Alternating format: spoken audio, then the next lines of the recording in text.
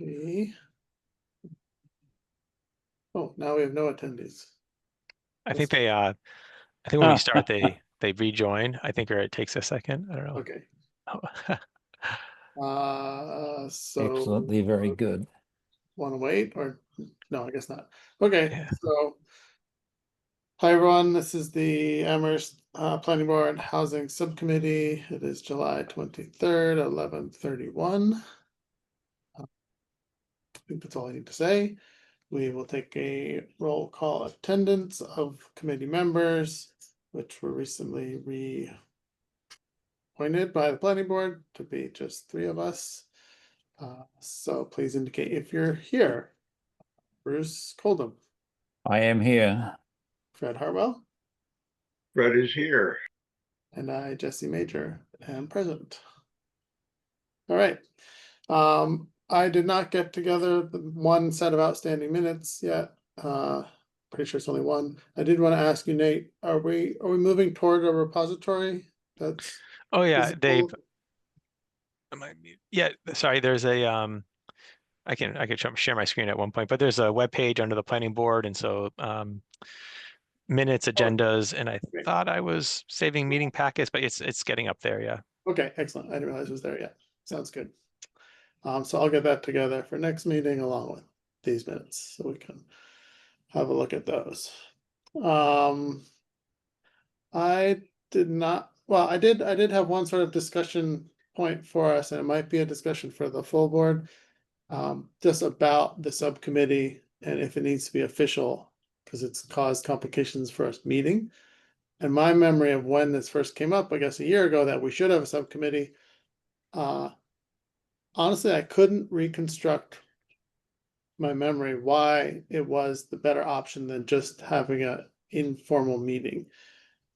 The only thing I can think of was that it then breaks public open meeting law. Is that correct, Nate? That if there's more than 3 of us talking about these things and we're on the planning board, it would break that law. That's why we have to be official. Yeah, I think to be, to follow open meeting law and just to be kind of transparent, that's the way to do it. Typically, if it's a subquorum of a board and it's kind of ad hoc and you meet to talk about things, that could be okay. But I think because there's a recurring theme about housing and it'd be good to have an appointed subcommittee.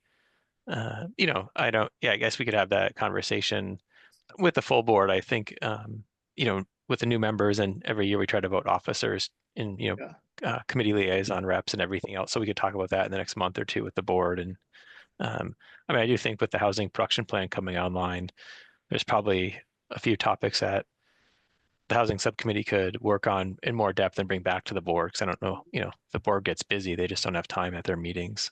Yeah.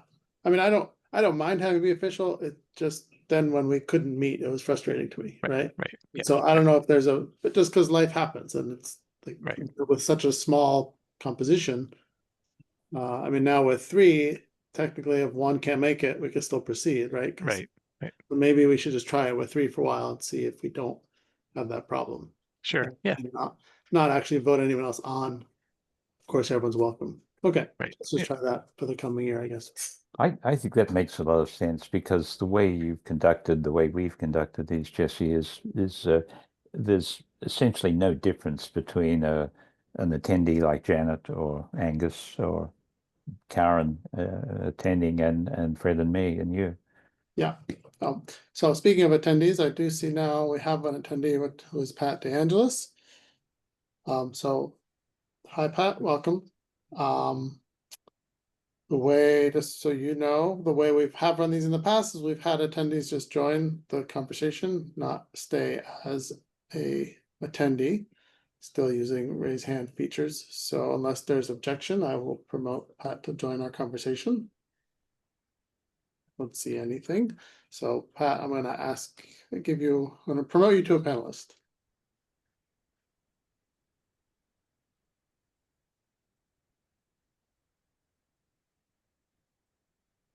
Hello and welcome. Well, thank you. I'm surprised to be brought in. I don't have an agenda. I'm here to listen, to see Yeah, what's going on. yeah, great. So So- please, if you want to chime in, just raise your hand and I promise I have a will. conversation. Okay. Okay, so on the agenda today is really, I guess, to keep working on the overlay, the North Amherst ideas. And Nate, you just sent us a document, which I haven't had time to look at yet.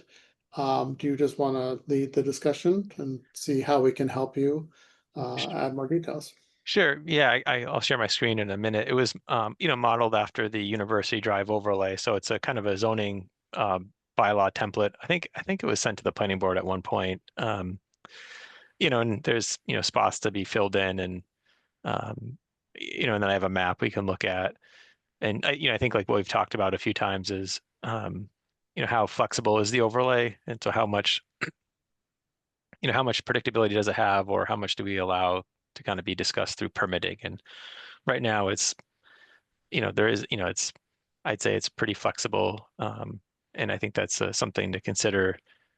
To me, it's an opportunity. I know we've staff's talked to a few property owners and property managers, and I mean, there's some kind of interest. I don't know if how much people would act on it, or if it was say adopted in 6 months. But to me, again, like University Drive, it's an opportunity that maybe someone else could come in and partner with a property owner, or say this is a good opportunity, and they try it. So yeah, I'll share my. Yeah. Sure. Go ahead and share. I did have another point I wanted to raise, mostly just for future thinking as we do more of these things. When we were discussing the Barry Roberts project on the corner the other night, and what came out was that they already have that one tenant, blank on the name, something with an EN. It's an insurance company or whatever it is, right? Right. In there. Suddenly I was like, oh, wait, maybe we somehow should have specified retail if possible. I don't know if that's something we can do. And I don't know how much of a disincentive that then becomes, because I was imagining that sort of commercial rentals are maybe more stable than retail establishments. But I think in all of our minds and all of our discussion, the goal was retail to benefit the town also and the tenants, rather than insurance agencies or other office spaces. So I just wanted to raise that to have on everyone else's mind too, if we're starting to do more of these things, if that can be a consideration. I don't know if we can put percentages of retail versus non-retail in the commercial space. Again, I don't know what we're allowed to do. Yeah, I mean, I think that's an existing business that's down there. So, they offer them the opportunity to move into the new building. So I don't, yeah, I think it's really difficult to have those specifications because it could mean an empty space. Right. Yeah, I think, yeah, and in the U Drive overlay, in the purpose and in a few sections, we do say, I don't know if we say retail, we might say retail, or we say, I think like customer, pedestrian activity, vibrant street and commercial space. So I think, if we wanted to be more explicit, I think, to me, it infers that. I think it's really hard to right, require but it's just a recommendation, right? So there's Right, nothing. yeah. Would we be allowed to say, oh, we want 80% retail of the commercial space, or is that not zoning we can do? We might be able to do it. I just don't know if that's a good thing to do. I don't either. Yeah, I'm just yeah, asking the question. yeah. Okay, thanks. Fred, go ahead. Yeah, the space you're talking about is in Charter Insurance, Charter, that's it. and it many years ago it was Blair Cutting and Smith Insurance, and my patronage of that particular agency goes back to Blair Cutting and Smith, so that's 40 plus years. But what occurs to me is that in terms of retail, it kind of is retail. This gets maybe down a slope that you don't want to go down. I'm a member of the public, and I walk in there to do business, And then I walk out and I park in the parking lot. Sure. It may be an insurance agency, but on the other hand, it's an insurance agency. Is that retail or not? Yeah, It fair may point. be a Fair slope point. that you don't want to go down. Sure. And I'm also very happy to have the existing businesses stay. I think that was also something we discussed at length. I'm all for that. Yeah, I guess I was thinking of like, the one building on the corner of Triangle that has also I don't know what it is, a bank, insurance, some kind of investment company that I think has no public interaction, no resident interaction, as far as I can tell. Anyway, discussion for another time, but thanks, Yes. Fred. Nate, please go ahead. Sure. Let's proceed.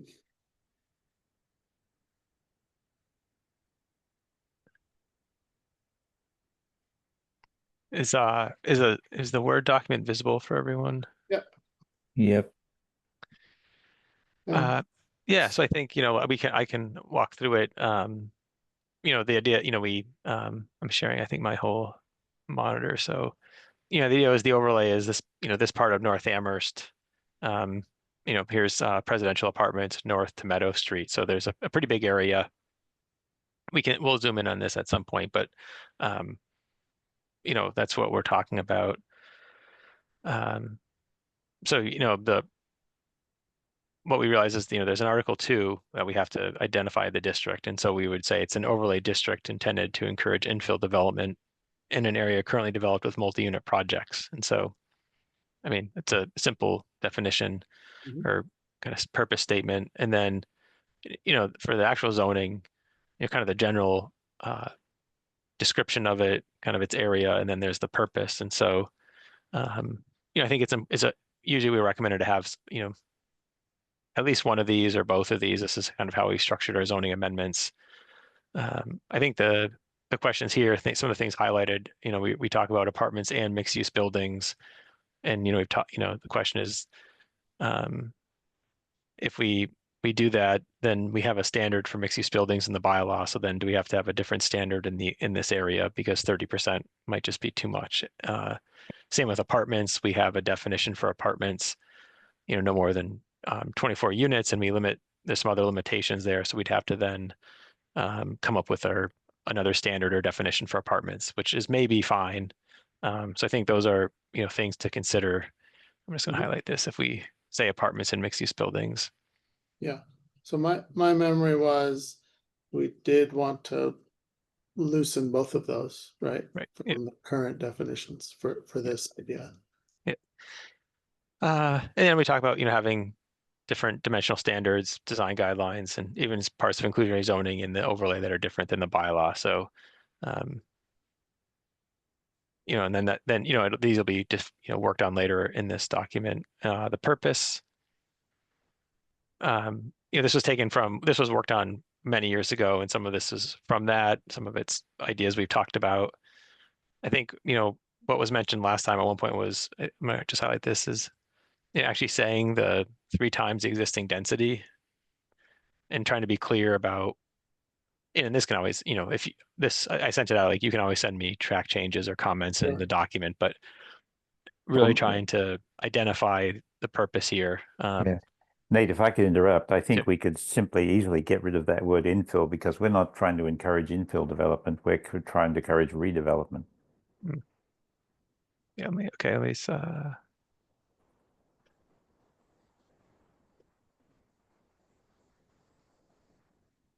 Yeah, and likewise, the idea of sort of letting the developers do what they think realistic. I'm not sure we need to put a target density, right?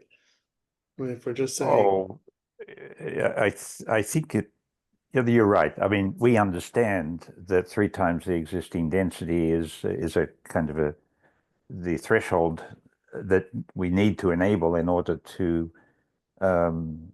create a kind of an escape velocity, so to speak. right, So but you're right. It's not an overlay it's not a bylaw provision, but it probably should be part of our public communication about what expectation So we should help manage the understanding of citizens of North Amherst, for example, that we're not talking about a little bit of extra density, like 150%. We're talking about 300+%. And so that's an expectation management thing, Well, but it is doesn't that necessarily true? belong in the bylaw. But is that true? I mean, we're not writing it in a way. So if someone came and wanted to do only 50% more than they have, we're not ruling that out. Well, that's a conversation. There's an argument that suggests that we should, because, I mean, we That's haven't what put we it in want. there. Correct. I Yes. mean, sure, we could say then at least 3 times. Because I think my point is, I wouldn't want a developer to quickly read this and say, oh, well, 3 times isn't enough for me to benefit, so I'm not gonna do it. Even though we're allowing for much more than that if they want to, right? Yes, that's right. And also, as the experience with the university housing thing, where there was if any, a 0 to not much density increase, and certainly I think that was a lost opportunity, and it's unfortunate that this bylaw wasn't in place, a little while ago, and we could have had that development considerably contribute to the housing need in town by just exactly having more density there. Yeah. Yeah, I think that might come later, but if we it is interesting, if we had, like I said, I'm just saying a floor. It just your observation is right. So if we have this, we don't, I mean, someone could use it and not increase the density much, right? They could just add, a building or two. And is that Yeah. is that how we'd want this to be Yeah. used, or do we want something else? Right, well, I think we'd rather, but I guess, can we say no to smaller ads? Like, can we have a structure that it only counts if it's at least 3 times density? Well, I And think we can, so far as the using this particular overlay provision, we can. There's still possibilities perhaps for development. I mean, Barry Roberts, for example, found that he could develop that parcel on University Drive up to a certain amount. It did involve getting a variance from the zoning board, but he came back and chose to take advantage of the overlay. It's perhaps not quite the same thing. I'm thinking that this represents an opportunity to add a considerable amount of housing in town, and that and we need a considerable amount of housing, and we have precious little space to put it. And yes, this is one of those spaces, and it would be a shame for some kind of dog in a manger developer to come along and not exploit it to something like its reasonable potential. So I think we should have some provision in here that achieves our objective, or sure, prevents frustration of our objective, is more Yeah. precise, I think. yeah, I Yeah, agree. However we can accomplish that, I would agree, yeah. all right. Yeah, I just put a note saying, we could have a minimum, for instance, building height, so that if you use the overlay, you have to have, 3 floors. I don't think I'd go higher, but people might not like that. Yeah, I think I can think about how we have, could require kind of a Yeah, minimum. again, Yeah. that removes flexibility in design, so maybe Right. if it can be based on the actual unit number or Right. bed number or Yeah. something. I was Although also that, wondering, sorry, Bruce, in the no, go. intro purpose, Nate, Mhm. is it appropriate to call out that we're really thinking about student housing? Yeah, I think Or is that not appropriate? no, I think it is. So in this purpose section, especially, I think, I think it would be worth saying that if that's what we're thinking. I think it's for 2 reasons. One, as Bruce said, even about the density figure, it's like a public notice to people. It's Okay. also, it strengthens any review of this. So if someone came in and said, "Oh, I'm going to put student housing," and we'd say, the board could say, "Well, that's not what we thought," or the public could say, "Well, that's not really what it is." If we have it in here, and then, with the understanding that if it is student housing, then maybe the rental or the management of the units might be different than what we would expect elsewhere in town. Then, for Right. instance, if Right. someone rents out all the units in mass, then that's acceptable. So Then maybe we also want, I think there's some language, a while back I had sent, I can't remember, I think I sent it to you, Nate. I don't think I ever made it to the board. I wrote up a bunch of oh yeah, rationale about this overlay. And maybe here we also want to make the point Bruce just brought up, which is there are a few places close to the university which could handle this kind of density, and that's really the vision. Like add a little more description in here, right? Yep. Yeah. And when you're finished, I've got another thought to add to the land. I think we should also. Yep. I think we should also recognize that the scale of this will generate a significant amount of affordable housing, what we might call in the purpose. And so the purpose has to be also to thoughtfully integrate that into a predominantly, probably predominantly student housing neighborhood, because depending on if we simply take the 12% and don't choose to up it to 14 or 15 or whatever, there's still going to be, hundreds of or the low hundreds of affordable units created ultimately. Yeah. And so I think we can put that in the goal statement. It recognizes that no matter there's going to be more than student housing, there's going to be a considerable affordable housing component that's generated here. So we put folks on notice that this opportunity is going to generate a considerable amount of affordable housing, and also that we are going to think differently, or we're going to think about how we can best situate, design, accommodate, whatever the verbs are, about nesting that within this community, because it's going to be an asset. It's one of the positives of this, incidental positives, I guess, along with trying to solve the housing problem, which, as we I think agree in town at the moment, is predominantly a student housing need. Yeah. Which, if we can satisfy properly, then we can create the opportunity to solve the other problem. Agreed. Yeah. Okay. So that's all somehow gets put into the goal statements. Yeah. No, I think those are really good points to have. Like I said, it reinforces then what's later in the bylaw, and then how, say, if it is the planning board, how it's reviewed, and so it's clear.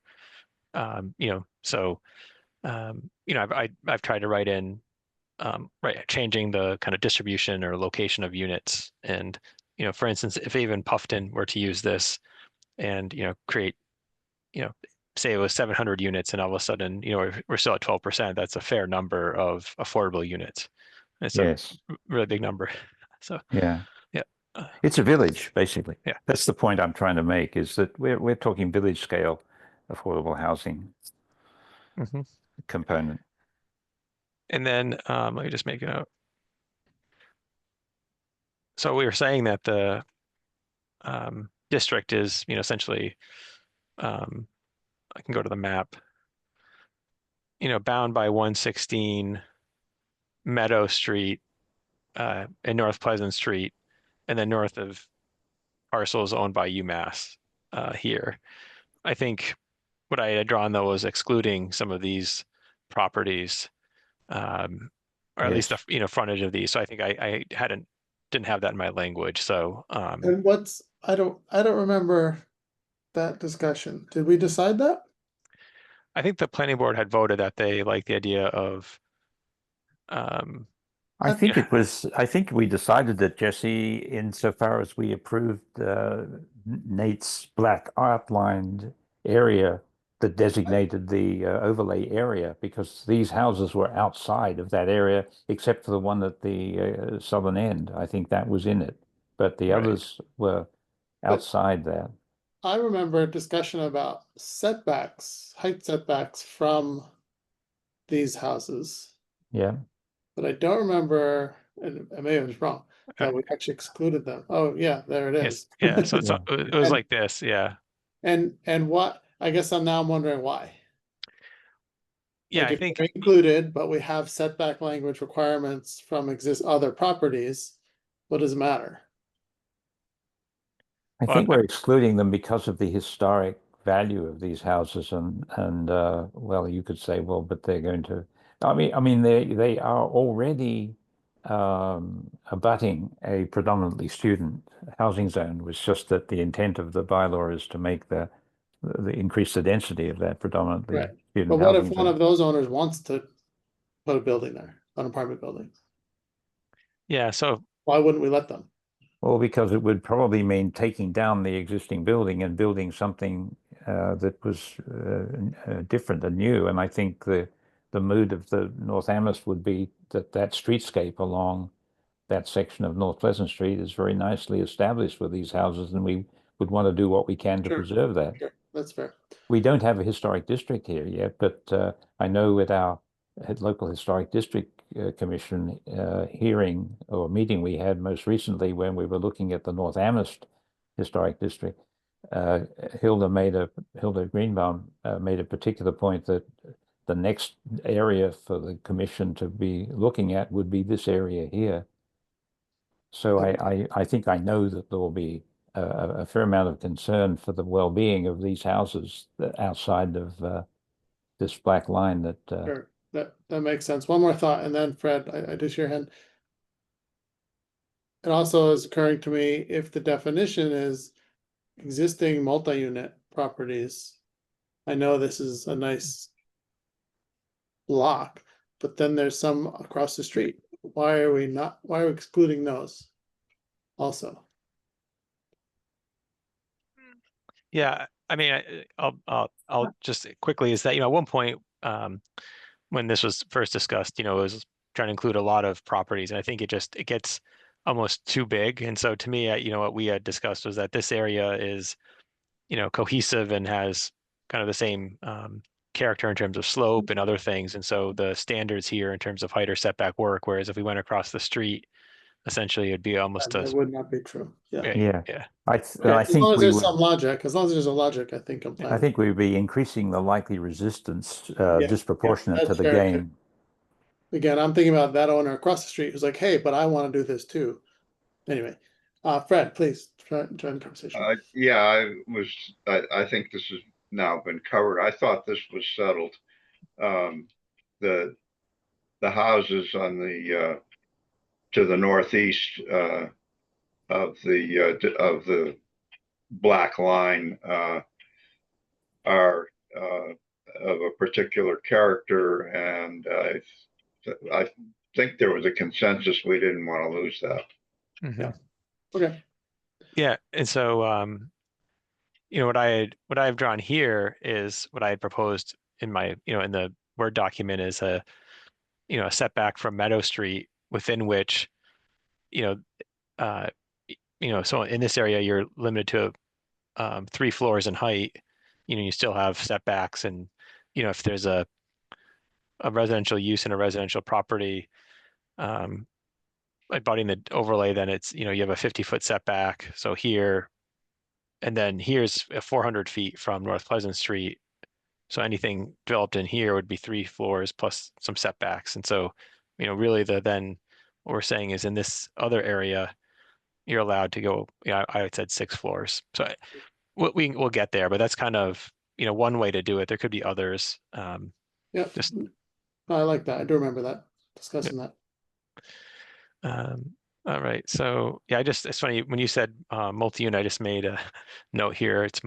We said already developed, but not all the properties are. And so I think when this was originally conceived, it really was just literally over very specific properties. So I think we, again, some language tweaks here to make it accurate. The establishment, so I'll exclude these properties, but that's just kind of laying out where it is. And then the definitions, I think these become really important in terms of how we define what's in the overlay. And so for an apartment building, I try to keep it straightforward. So residential use consisting of 1 or more buildings, each building containing no fewer than 4 units. Apartment dwelling units may share internal access ways and entrances and need not have separate exterior entrances. And then and highlight is apartment buildings may have amenity space for residents such as laundries, gyms, etc. So we could put other things here. I think the way this borrows language from our existing definition, it doesn't have a cap on the number of units. Mhm. And I think there's some question about, okay, so if you have a big apartment building and you have amenity space and it's only for the tenants, is that okay? But what if it was open to the public? Does that become a mixed use building? Or what if you have a separate laundry and amenity building within an apartment complex? Is that a commercial building or is it still part of the apartments? And so I think, so that was my question here. I think it might seem small, but or something, I, but Are you- yeah, anyways.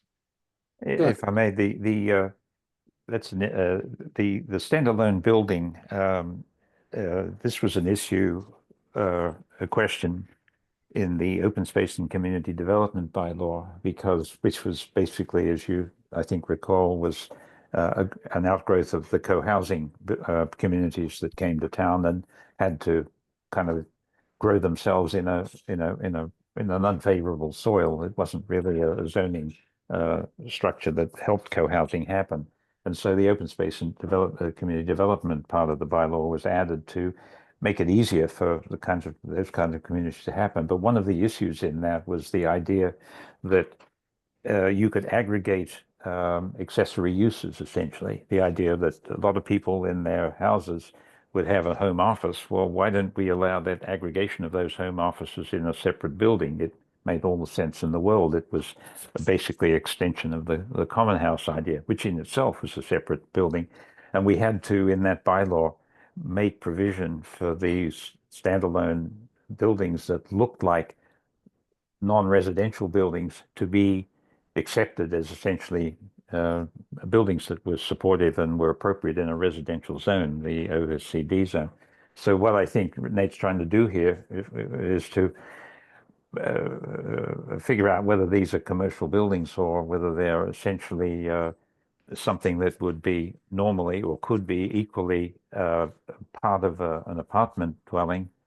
But we take those spaces outside the apartment dwelling, and we want to make sure that they don't then become a non-conforming use, essentially.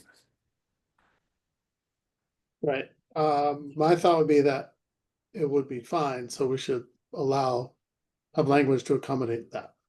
So that it would not be non-conforming.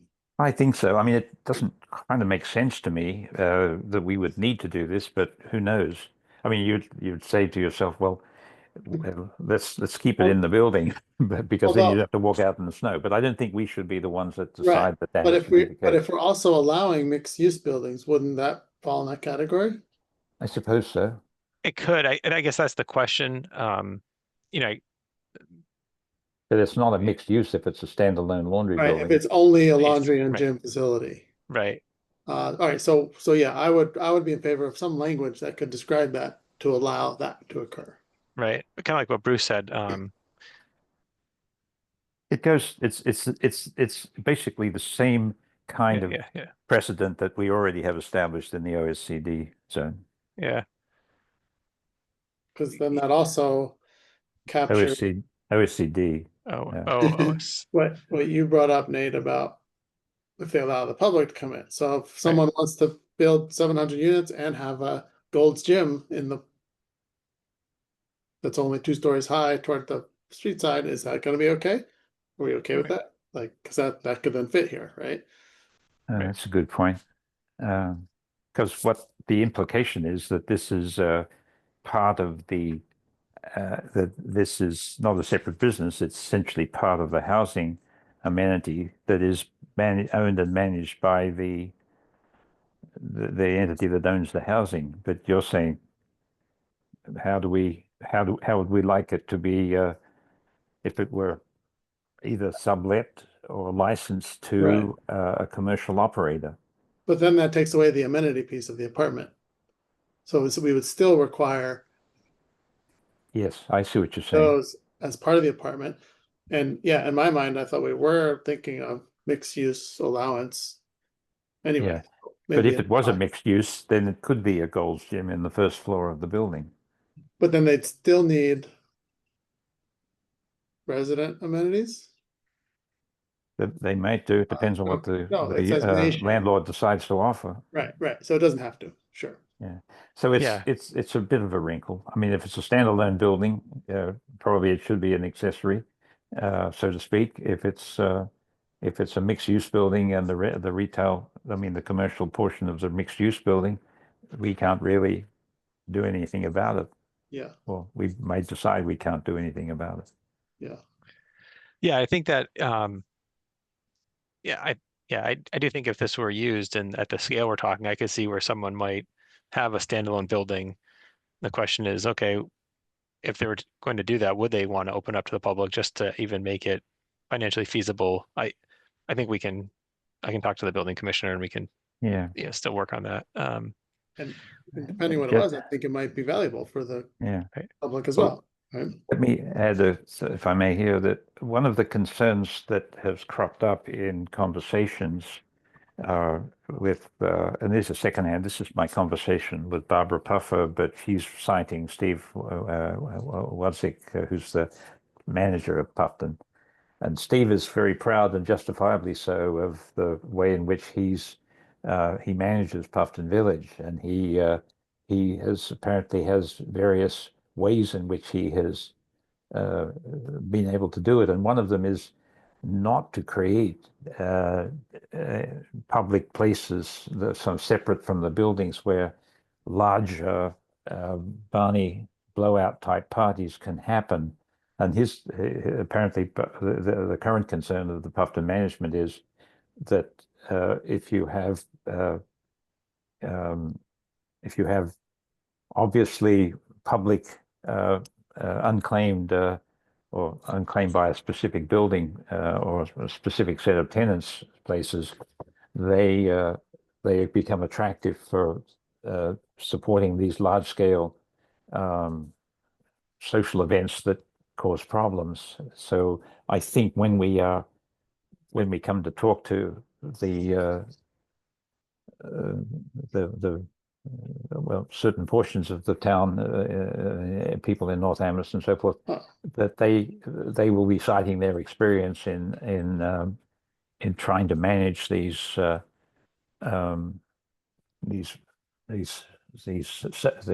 social events that get out of control and require police interventions, and so we're probably going to find that there's going to be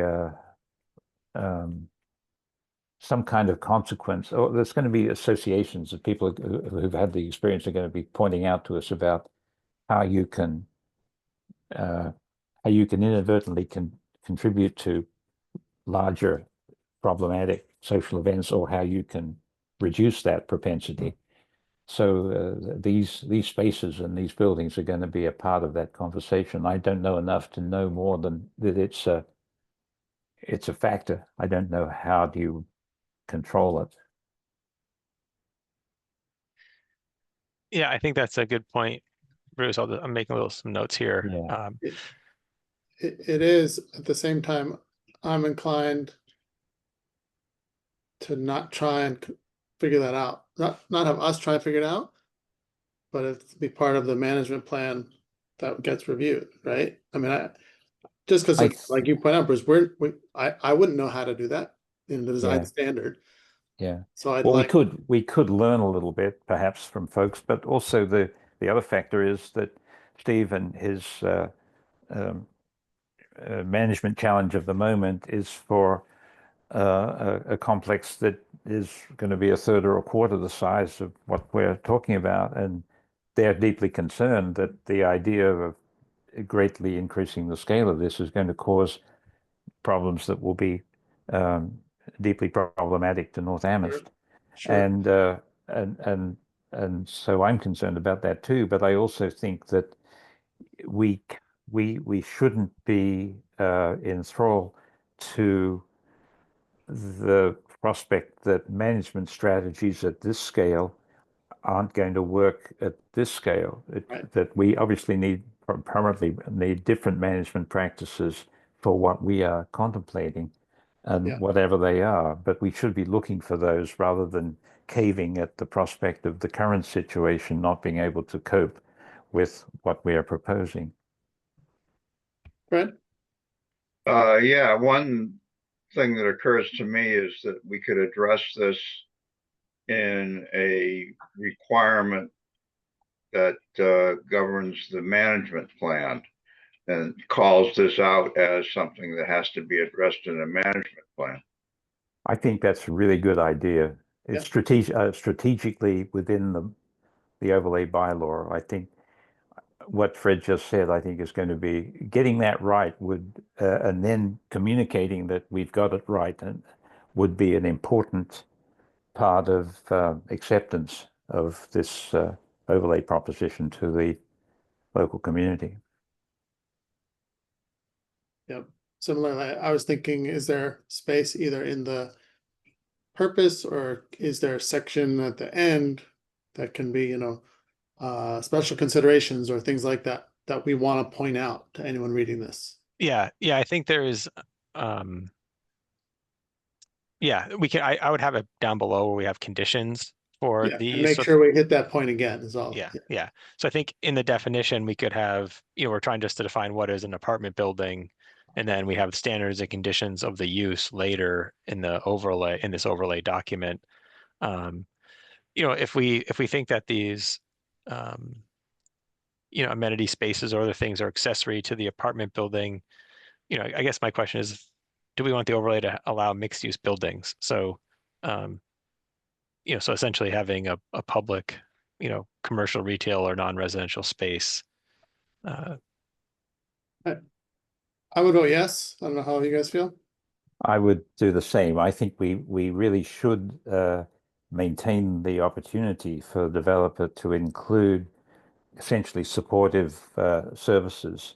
I don't think we necessarily require them, and it might actually Agreed. make the people in the Riverside shopping center and beyond feel good that we've increased the amount of customers in their catchment area. But at the same time, it might be important to have some retail or commercial facilities in the heart of the community, and we shouldn't stop that. We shouldn't prevent that from being able to happen. I totally agree. Is Riverside the name of where Cumberland Farms and the pizza house is? I believe so, yes. Did not know that. Thank you. All right, and then I have a definition here for a multi-use path, and that comes in later, I think. So 10-foot wide paved, off-road, essentially a wide sidewalk. But I think, in standards and conditions where, we had talked about this and requiring projects to have something like this connecting to North Pleasant Street or getting to the street. I haven't quite figured out that language, but and then amenity space. Well, before you move off the mixed use path, the question is, do we want to require or recommend that the path be, you say multi-use, do we want to require that the pedestrian use and the cycling use is separated in some fashion, either by a line? It feels to me that people feel safer on multi-use paths when they know that they're not going to be, or they're less likely to be run over by a bike that's going, because bicycles, commuter bicycles particularly, and pedestrians, particularly if that pedestrian is operating a pushchair or something, it feels to me that we should encourage a separation of that path for cyclists on one side and pedestrian use on the other, or something like that. I'm inclined to agree. However, I'll tell you what happened on campus, I don't know, 12 years ago, maybe. As you all may know, there's one big walkway between the Whitmore building and the library. Very straight, I don't know, maybe half a mile, goes straight through campus, very heavily used. And they put a bike lane, painted lines on one side, because there were issues with bikers and pedestrians. And the result, and I'm a biker, so I know this to be true. The result was that the having that lane somehow there's something that happens in people's brains that then you want to walk in that straight path. Even though there were bike symbols all along it, the result was that people walked and couldn't help themselves from walking through it. So I think unless it's physically separated somehow, I'm not sure you achieve what you want to achieve, Bruce, with just lines. I could be wrong. That could be a student on their phone issue, but this is the same population, right? Your experience is clearly greater than mine. I defer. So And so 2 years after it, they took it away because it didn't work at all. But well, let's just leave it for now. The way, forget I said what I said, Nate. For the moment, I'll remember what I I think said. it's a good goal, but again, I'll I think remember what you said too, Jesse, because I think it possibly is a goal. if there's a bike lane in the street and then a walking path next to it, something like that can work because it's physically separated by a bump or a curb or something. But I don't know what the solution is here. Yeah, and Nate, Yeah, you don't mean that's a minimum of 120 feet in width, do you? oh, I just deleted it and said 12. Their standard now is 12 feet. Oh, Sorry, yeah, the I zero, I just deleted that. Oh, right, yes. Yeah, I'm actually on a I'm working with a few I'm on a commission for micromobility, which is not related to accessibility, but more like e-bikes and things like that. And so this is a big question, and there's really no standard right now across the state. Towns do it differently, but that's something we've been talking about. Yeah.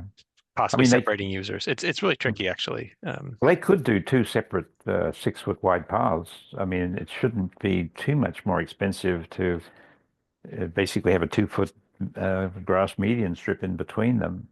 That would mean that you'd have a 14-foot wide easement with. But that might be over engineering for this project, right? I mean, yeah. I mean, might be. I don't know.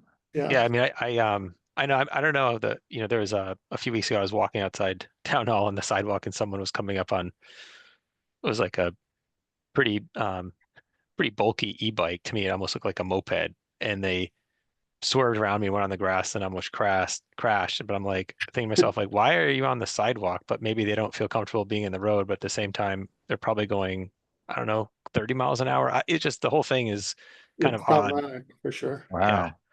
Yeah. Lethal.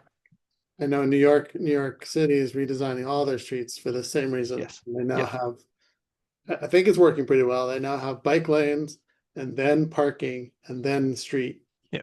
And Boston has something like that too. Yeah. Yeah, I mean, in Europe, particularly in Denmark, even 30 years ago, bike lanes were typically physically separated, many of them. That was, even if it was just bollards every now and again. But eventually you get the physical separation, it seems. Yep. No, I think that's, we have this in there, we talked about it. And so the idea is we define, Yeah, I think since these are just connections to the street, I'm not sure how engineered it has to be. Right.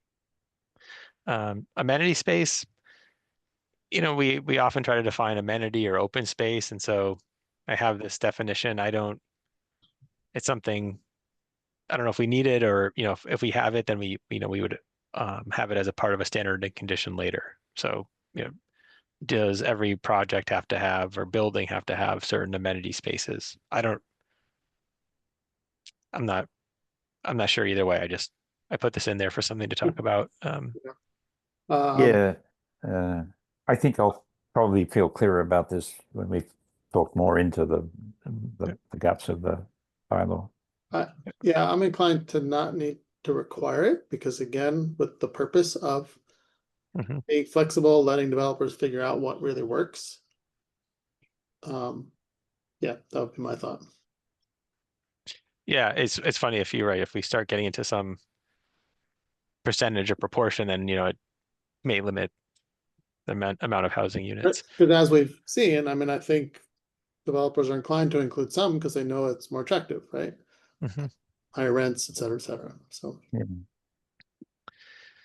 And we are dealing with student housing. I think we've declared that. So I think that this is less important than it might be if it was young families, for example. Yeah.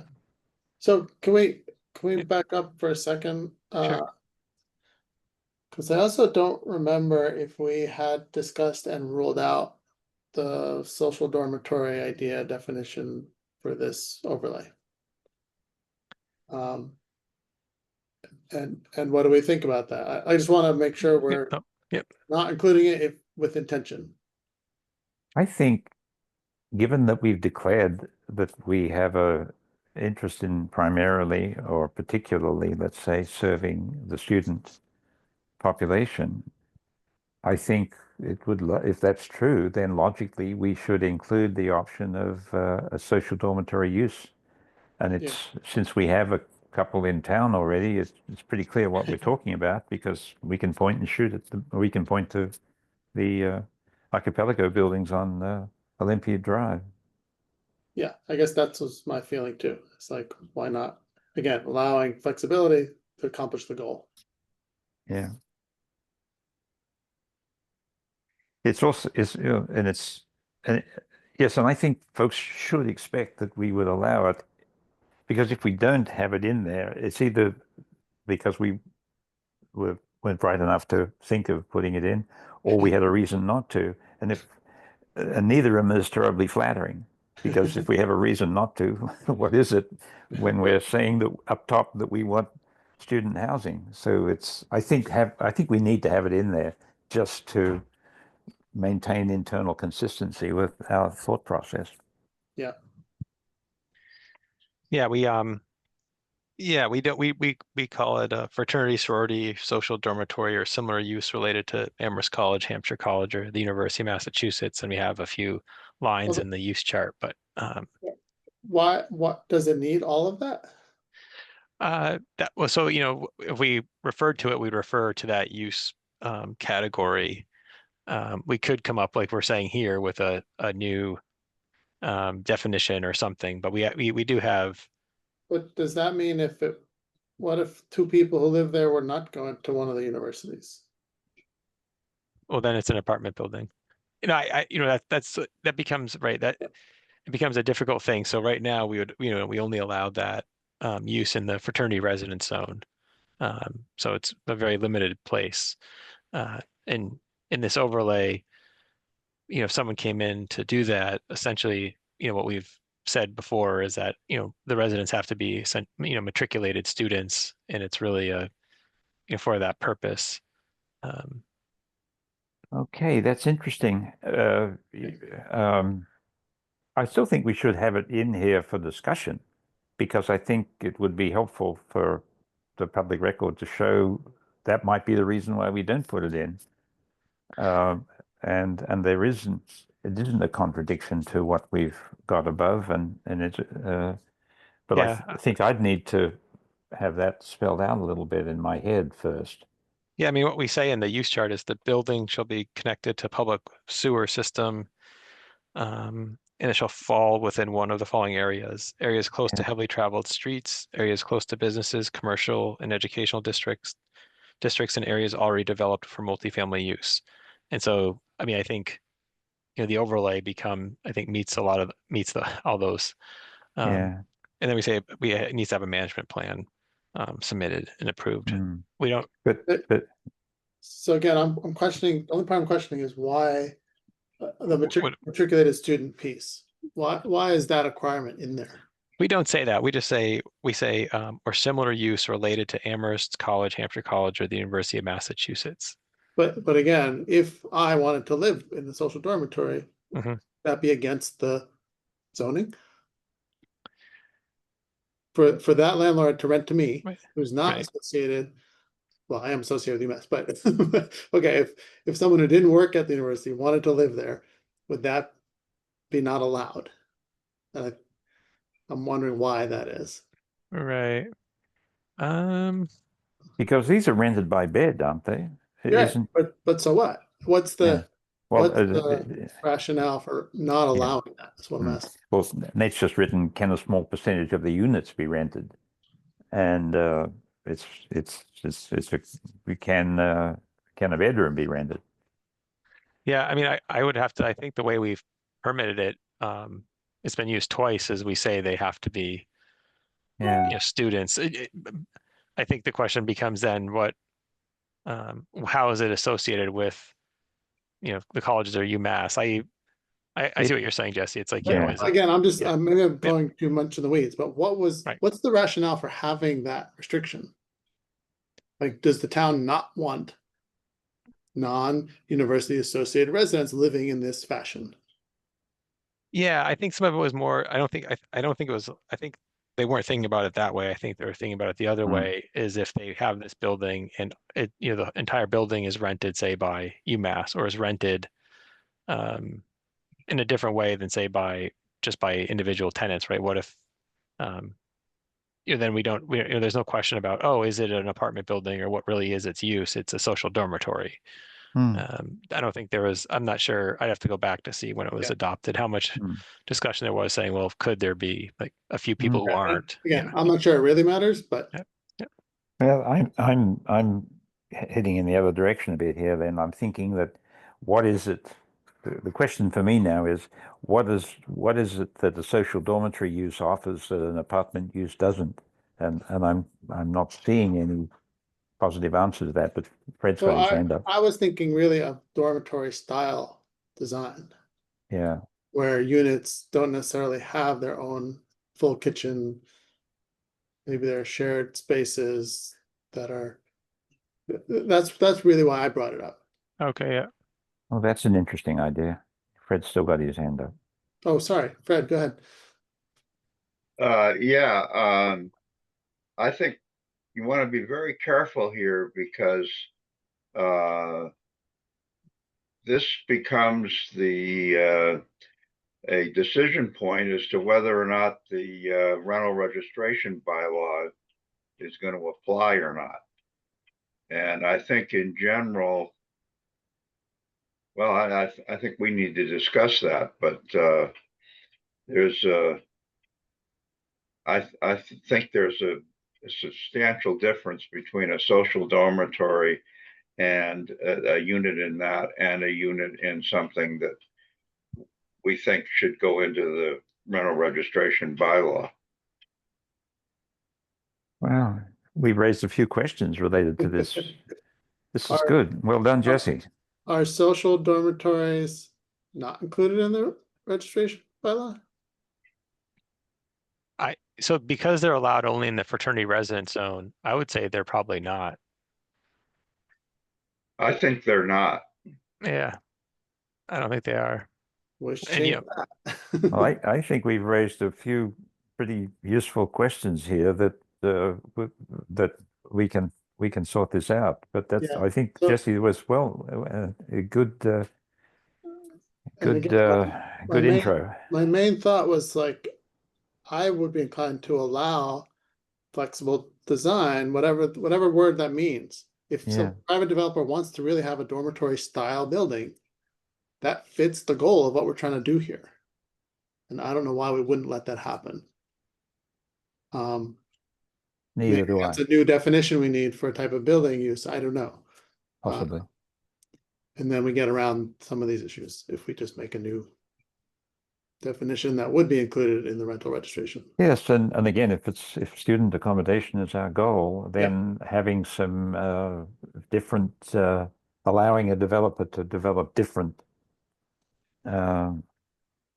residential options for students would be seemingly a good an And important part of our. my naive assumption is that it'd be more affordable to build a dormitory than full units.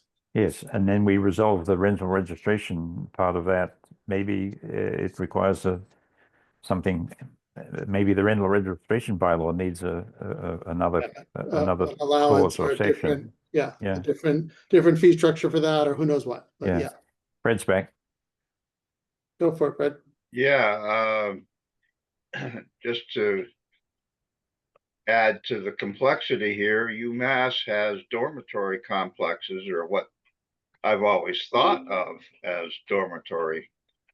In the northeast section of campus, for example, where you have like 4 bedrooms and a common kitchen all within the unit. Right. That one way of looking at it is clearly an apartment. But on the other way, in terms of how it is managed, I don't think that has any part of something we would want to regulate through the rental registration bylaw. So in that scenario, Fred, I guess that 4-bedroom with sharing common spaces, it's still one apartment for the registration, right? For the rental registration. Well, I don't think, as far as I know, none of those units are regulated through the rental registration Oh, bylaw. you mean the UMass ones? Correct. The No, they're UMass not. ones, and They're I not. don't think they should be. No, but UMass doesn't pay anything towards that. I mean, in any, Correct. even, Yeah. but I think these, what we're designing, I think we would want to capture that way. And then again, really what I was thinking about is what if there's one of the, a building full of units that are 2 bedrooms with a living room, but down the hall, there's a common kitchen and bathroom. Does that count as a unit that gets a different charge for registration? Like, how, that gets into that issue if we're going to allow that kind of design. Yeah, that would have to be captured in the rental registration bylaw as probably some other category, and Yeah. that the town would have to figure that out. So maybe if we're gonna go down this road and include this kind of flexible design, which I would be in favor of, part of this bylaw, overlay bylaw, has to include, I mean, I don't know how the rental registration could be worded to capture every possibility. So there would have to be some interaction, some acknowledgement that there would need to be, that would need to be figured out based on the design, right? Yeah, let me just It's a little messy. yeah, I'm just what Sarah's I just want to add something here about rental registration. Unless the rental registration could have for units outside of this type of description, there's a per bed fee of this or something versus the per unit, the way it's currently designed. All right. Because then we could capture everything that way. Yeah, I think getting the definitions, the use is really important because it also, the planning board looks at projects outside of this area and we'll say, okay, that's an apartment building. So what really is the distinguishing characteristics between that and a mixed use building or a social dormitory? And we can have separate definitions in the overlay, but I just would want to be consistent. Is the term social dormitory taken from somewhere else, or is that unique to our bylaw? Yeah, I think it was, I don't think it's a defined term other than how it's used in the use chart. And I think it was just kind of a, Sorry, yeah, go ahead. I think when it was inserted, it was just looking at, it's not a defined term. It's something that I think, had been used in other communities. I don't know if it was in their bylaw, but, say in descriptions of types of housing. So then we could potentially add a new type, which is dormitory, which could include designs where, units may or may not have their own kitchen, bathroom, common living space, etc. Like figure out some way to allow this type of flexible design. Yeah, I'll talk to Rob Mora and Okay. and see what how this works. It is kind of interesting that like what you were mentioning, Jesse. It's you can almost have these a suite style places, but they're maybe not full units because they don't have a kitchen. And so what does that mean? Yeah. Yeah. Yes, because students may choose to eat at the Worcester Commons, for example. Well, that's what I was thinking about, frankly. It's like my own kids living off campus next year and still gonna eat on campus. So Yeah. if it's a little cheaper rent and you don't have a full kitchen, so what? Right? Yeah. Right. Right. It would change. I mean, it would inherently change the cost and how the thing's designed and built if that's Right. not And that might be attractive for developers too, right? right. Yeah. Yeah. All right. Yeah, no, I think it's something to consider.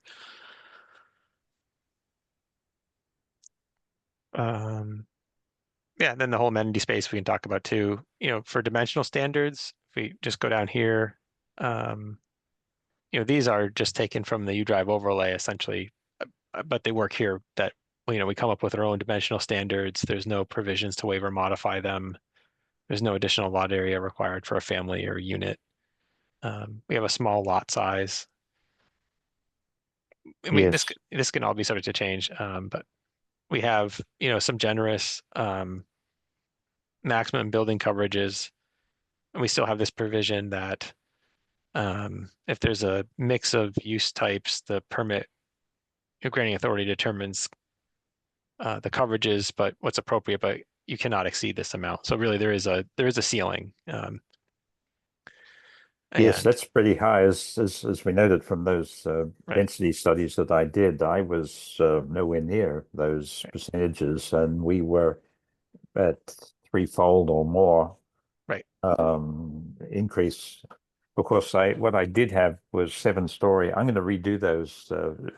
I'll have another round of that, Nate, if we sure, like, because I had basically 3, 5, and 7-story buildings, and I think I'm going to revise that now to 3 and 6. So I'll only have two. I'll only have two block types, because 7 stories clearly, as we pointed out, I transgressed the threshold to high rise, and no one's going to build a 7-story building, so there's no point really in studying it, and so we may as well just make the 5-story building 6 and make the 7-story building 6, and basically redo the study a little bit. right.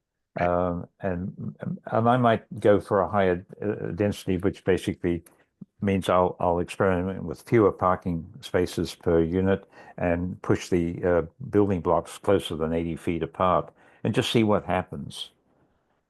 Yeah, I think and this can change. I mean, the lot coverage is high, but at the same time, the way we define it in our bylaw, walkways, um, roads, even gravel areas under, say, dumpsters, or, there's a lot goes into the lot coverage calculation. And so it Yep. can be quite high. Yeah. Um, yeah. I'll factor all of that in. All right. Setbacks. So we have, a front yard setback of 50 feet, side yard of 25, and rear of 10. We say when a side or rear abuts a residential use in a residential district, there shall be 50-foot setback. And so really what this 50 feet is, depending on how the overlay boundary stays or changes, it's it's really just for talking about these properties because Yeah. these are in the overlay. Yeah. So that red line that you've got running vertically up and down the page, that line there, and then you've got the black line, which is not shown, but essentially runs down that property boundary. Right. We Not had the the back property of the boundary, the back rear of the. So that line is about 50 feet back from what we think is the black that black so line there. so Yeah. the back of these three properties we had in the overlay. So we're Okay. saying that it's really limited to Yeah. 400 feet back from the street is limited to 3 floors. So there's it might need to be modified in some areas, but yeah, it's essentially creating an area with lower buildings, a buffer. Yeah. But that line, so on the left-hand side of that red line, the vertical one, you can go 6 stories, right? Right. Yeah. On Yeah. the right-hand side of Right. that, you can go 3 stories, but you Stories. can only go 3 Right. stories to 50 feet Yes. from the property line, but there's no property line there yet because they haven't subdivided those. I'm looking at those 3 parcels Oh with yeah. long backyards. I think where it would be, that's what you're saying. I think it would be this when a rear side yard, rear side yard west residence use. We might need to modify this. Let me just make a note. So it's 50-foot setback because with the Yeah. U-Drive ones, we had the setback from the actual building, Yeah. not from the property line. And I think it might be appropriate to do the same here. Yeah. Yep. Yeah. So if we go, and let me just say what Bruce said. Would we want a distance between buildings.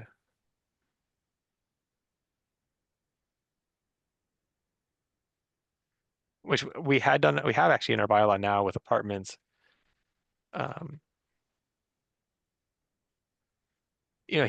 Bruce had 80 feet, and I don't know if we want to do something like that. Yeah. No, I wouldn't think so. I think that's going to be a factor of how nicely designed things can be. And I simply chose it to, I didn't even choose it. I just scattered those blocks, around in what I thought was and then I measured what the separation actually was. But I think we should let, because, for example, it might be that somebody building a 6-story building decides not to make the whole thing 6 stories. They may actually want to put a plaza over the first floor or something like that. Of some cover. I don't know. They probably wouldn't do that. But well, I'm not sure that we need to regulate the distance between buildings within the overlay. But I don't know. Maybe. So that's my starting position. It's definitely not my finishing position, but it's just the sense that let's leave that to the design team. Yeah. But maybe there's a reason why we should be involved. I'm inclined to agree and think more about if there are open space requirements versus building distance requirements. That's a good thought. Yeah, no, I think it's just we can note it here. I think it's, if this moves along, I'd talk to police and emergency to response. It's interesting, the police departments for a number of years has worked on kind of different environmental design standards to, as Bruce was saying, to create spaces that maybe aren't attractive for large gatherings. It is difficult to, I think having a strict standard that can't be waived then could become problematic. So if we say, 50 feet between buildings, essentially every building then has a 50-foot buffer around it, that just, could really change how a site is designed or, developed. And I'm not sure that's necessarily what we want. So, but it was just, since you mentioned it, I just want to have it there. In something that's a bit new and challenging like this, what have we ever put in a particular provision in a section of the bylaw that says something to the effect that any of the provisions in this section of the bylaw can be waived by the permit granting authority for compelling reasons of safety? We could. And then I think we've also had or design or something else. There've been 3 reasons, but we might just limit it to compelling reasons of safety and or crowd control or some phrase like that, where we know that this is going to be a concern, an ongoing concern, and that it would be nice for the board to have the capacity to be able to not be bound by a regulatory provision that we put in place without really knowing down the road what might happen. But that puts a lot of power and discretion within the board. How would the board think about that? How does the town think about that? I'm rather in favor of giving planning boards discretion, particularly in places like Amherst where we've got good institutional support. We're not all on our own like we would be in a hill town. And so then really that should be waived or restricted based on. Yeah, I think we'd want to revisit I mean, this. it could go both. You're saying it could go both ways, Jesse. Correct. Because if yes. fire looks at this design and says, "Oh no, we can't have this design. We can't access these places," or if so waived or further restricted. Yeah. I mean, I think what I would probably end up doing is remove this statement and then have kind of a section 18 point whatever it might be and have a waiver provision.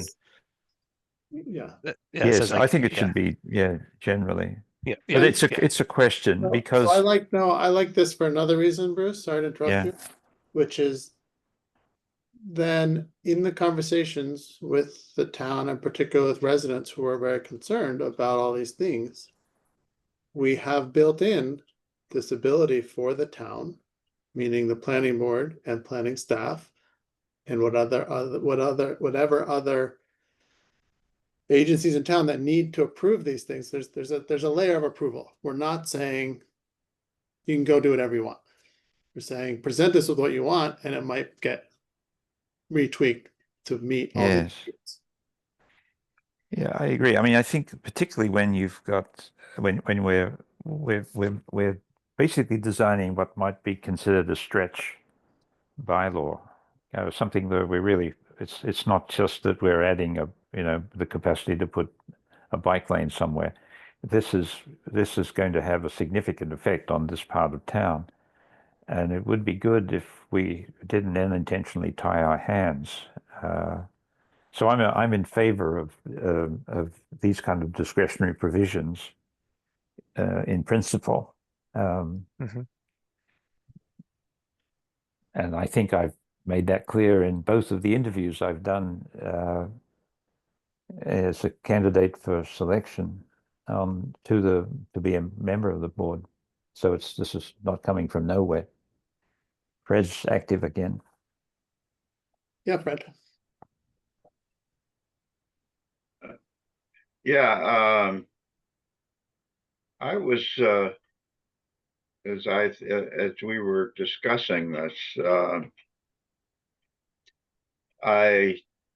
what came to mind was the little apartment development on Main Street, near the Dickinson House, Robleski, and the board put in a requirement that he come back and share with the planning board how the parking arrangements had worked out in practice. And I'm wondering if that might be a way that we could handle this here, and to really require that if this kind of a waiver was granted, that part of it would be a review with the permit granting authority to after a certain amount of time, to see how everything's working out. Yes, so this would typically be a condition, but you're suggesting that we move it up from a likely but not obligatory condition to something that's essentially an obligatory condition. I think that's my idea. Yeah. Whoops, I think sorry. that's fine, but the problem I see with the discussion we're having now is because this is about the design of things. So I think, if we're talking about this building distances, open space requirements, these kinds of things, we're not gonna ever change that. It's fine to ask them to come and update us on how it's working. But once it's built, there's no way we're gonna say a year later, oh, actually, you need to make it 80-foot spaces between buildings instead of 40. Oh, I agree. You're not going to change the existing building, but I think it's helpful to have this kind of review for future events.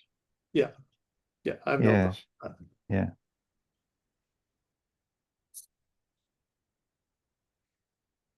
I've only have 5 more Yeah, minutes. yeah. I feel like this has been very productive. Hopefully, Nate, you feel the Yeah. same. There's not a lot of other business I had to share. We're supposed to give time for public comment. I don't know, Pat, if you want to make a comment as our one. No, member. thank you. Okay. Then I'm happy for us to just continue in 5 minutes if you want, for 5 more Yeah. minutes, Nate, if you want, or we can maybe end for today. I don't know how you guys are feeling. It's nice feedback, Pat. We know you're listening, because we don't. I mean, you could be having an omelet for all I know. No, I'm not. I'm picking my nose. Oh, it's just a long pick. Fred, Fred, your hand still up, or was that from before? I think it's a legacy. Okay. Okay, anything else pressing, Nate, you wanted us to discuss? Can I just No, say that I think oh, this sorry. was helpful, and Hmm. Jesse, it seems that we've got the agenda for the next couple of meetings, just keeping on going down, because this Agreed. seems to have been a very a very useful document for us to be plowing through. Agreed. And I feel like once this is in good shape, I will definitely try and revisit maybe with the full board, or maybe just with staff, Nate, the public listening session, whatever you want to call it. Yep. I Yeah. really feel like that's important. Yeah, no, Yeah. I took a note of that from the last planning board meeting, and so where did my notes go? I think yeah, I think I don't know if it was Bruce or someone mentioned Dona as an outreach resource. I was Yep, thinking then with me. there's the September meeting with them, and then I was thinking like maybe I don't know, for like September or October to have something for the overlay that would give us and the subcommittee and the planning board more time, and then I can also talk to different staff and departments. Yep. Sounds good. Yeah. I had an email from Hilda Granbaum sent me. She's got some I think thoughtful observations about what we're discussing and what we should be considering and what her concerns are and things like that. I'll read it through, then I'll ask her whether she minds if I forward it to the rest of you. Right. If she says she would prefer not, then I'll summarize what I think is important and leave out what might be concerns, and then ask her whether I can share my summary. Because Hilda's a thoughtful person. She's been around for a long time, and she lives up here in this end of town. So she's somebody whose opinion we should care about. Mhm. Great. Sounds good. Yeah, Fred, your hand is still raised. I don't know. I just wanted to make sure you have something to say. Okay. Okay, then we're scheduled to meet again on the 13th at the same time. Okie dokie. Thank you. Thank you all. I'll see you in 2 weeks at planning board, I guess, right? Yeah. Yes. 6. All right. Yeah, the 6th. All right. Thanks, everyone.